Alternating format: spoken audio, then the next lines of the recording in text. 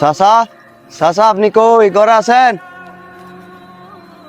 কিরে হনলে আরে বাবা তুই যদি দেখবে দশটার আগে গিয়েছ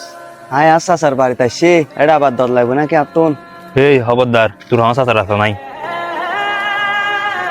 কি হন চাচা, তোমার লয় আনলে লক্ষ সম্পর্ক, তুমি চাইলে আর সম্পর্ক নষ্ট করে ফেলতে না। আয় হনের সম্পর্ক নষ্ট না করিস তোরা বৈদ্যের আয় সম্পত্তি বাগ করে ফেলাই আয় আর সম্পত্তির বাগ ধরে লাইত পাইছি তোর বাপে না পারে এখন তুই এসে সম্পত্তির বাগ লেবেল লাই না চাচা, আয় তোমার তো সম্পত্তির বাগর লাগুমাই, আয় সিধা হয় একদিন বেড়া বেলাই আর আরাম মতো হয়ে গিয়ে আর আব্বুর বাগর সম্পত্তি তোমার বাগ করে দিয়ে গিয়ে এ কিন্তু নবেছে। তোরা মুয়ে হতা হয়ে দে তোরা মু সবসময় একান্ন একালে ফেস লাগাই তুই এখন আর একান্ন ফেস লাগাবি যা এখন ইতুন যা না বউ তো হমি কেটে তোনো এর ফাত তুই দিয়ে আইনি চাইস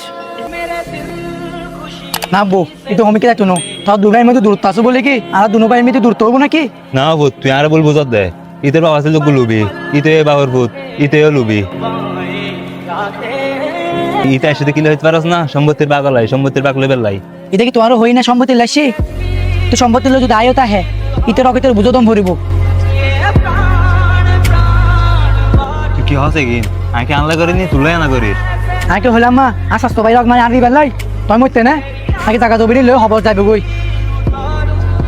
আবু দুনিয়া চিন্তা করলে শুনো আগে তো চিন্তা গরম পড়ব সড়ক মাইতে জায়গা নিয়ে লইও এই জায়গায় মেরি একদিন তোর খবর সাপ দিব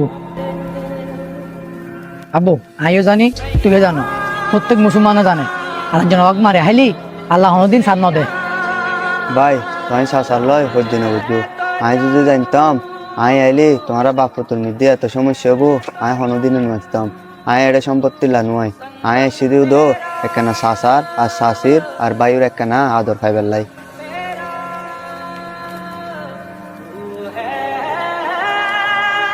চাচা তুমি আর মাফ করে দিও, আয় আর কোনোদিন এই বাড়িতে আসতাম না। এই তিয়ে তোর বাপ না কি এই আয় তো সুস্থ আছে আমার বাসে আছি আয় বুকু তাই